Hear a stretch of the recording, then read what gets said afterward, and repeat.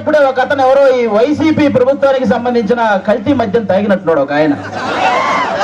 నా దగ్గరకు వచ్చి హైపరాదిని అడిగానని చెప్పమంటున్నాడు. ఆ కల్తీ మద్యం ఎంత పని చేస్తుందో మీరే చూడండి. ఇంకొక అతను అయితే స్విచ్ ఆఫ్ అయిన ఫోన్ తీసుకొచ్చి నన్నే సెల్ఫీ అడుగుతున్నాడు.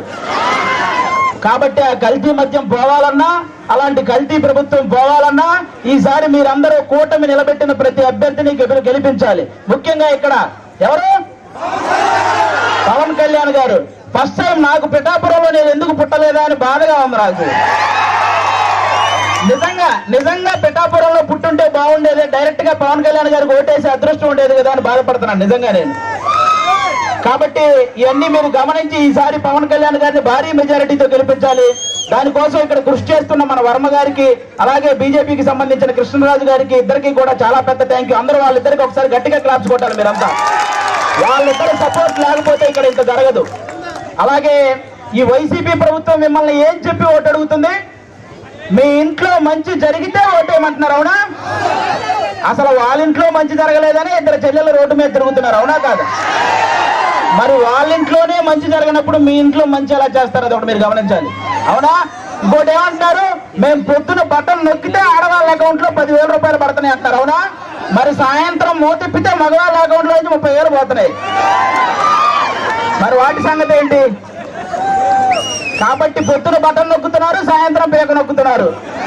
ఈ రెండు మీరు గమనించి ఓటేయాలి. ఇంకోటి ఏమంటారు ఆయన? ఫ్యాన్ ఇంట్లో ఉండాలి, సైకిల్ బయట ఉండాలి, గ్లాసు సింక్ లో ఉండాలి అన్నారు, అవునా?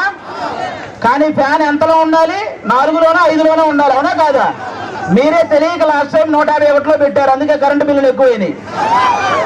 కాబట్టి ఆ 151లో ఉన్న ఫ్యాన్ రెగ్యులేటర్ తగ్గించి మీరంతా 4లోనో 5లోనో పెట్టాలి ఈసారి. అప్పుడే మనందరం హ్యాపీగా ఉంటాం, అవునా కాదా? ఇంకోటి ఏమంటారు ఆయన? మేము సింగిల్ గా వస్తున్నాం, మీరంతా కలిసి వస్తున్నారు అంటున్నారు, అవునా? మన ఇంట్లో ఒక దొంగ పడితే ఏం చేస్తామమ్మా మనం? ఒక 3-4 కలిసి తరిమి కొడతామా లేదా? మరి రాష్ట్రంలో ఇంతమంది గజ దొంగలు పడితే మరి తరిమి కొట్టాలా లేదా అమ్మా మనందరం? మరి కలవాలా లేదా? చెడుని చంపడానికి ఎప్పుడూ మంచి కలిసే వస్తుంది, అవునా కాదా? ఇక్కడ రీసెంట్ గా వంగా గీత గారు వడదెబ్బ తగిలి పడిపోయారని విన్నాను, అవునా? కానీ 5 సంవత్సరాల నుంచి మనకి ఎన్ని దెబ్బలు తగిలినాయమ్మా? వడదెబ్బల కంటే పెద్ద దెబ్బలు తగిలినాయి. మీరు ఆలోచించాలి, ఈ రాబోయే 10 రోజుల్లో 151 మందికి ఎక్కడొకక్కడ వడదెబ్బ తగిలి పడిపోతూనే ఉంటారు.